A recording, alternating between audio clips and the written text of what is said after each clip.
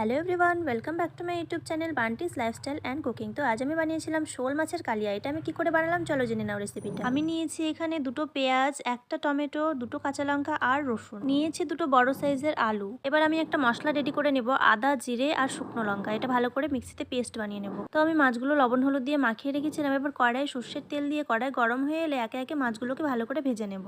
তো আমার এক সাইডে মাছ ভাজা হয়ে গেছে, এবার উল্টে পাল্টে ভালো করে দু সাইডেই ভেজে নেব।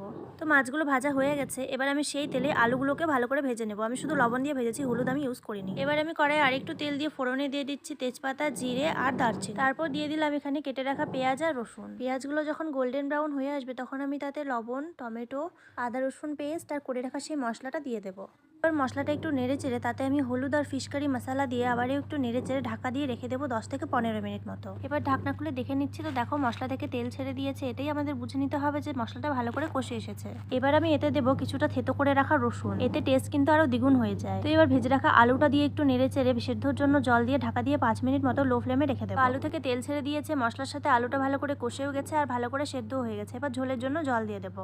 এবার কিন্তু আমি ভেজে রাখা মাছগুলোকে দিয়ে দিলাম। ঝোলটা যখন ফুটে আসবে তখন আমি তাতে বেটে রাখা গরম মশলা দিয়ে দিয়েছি। এবার কিন্তু ভালো করে আমি ঝোলটাকে ফুটিয়ে নেব।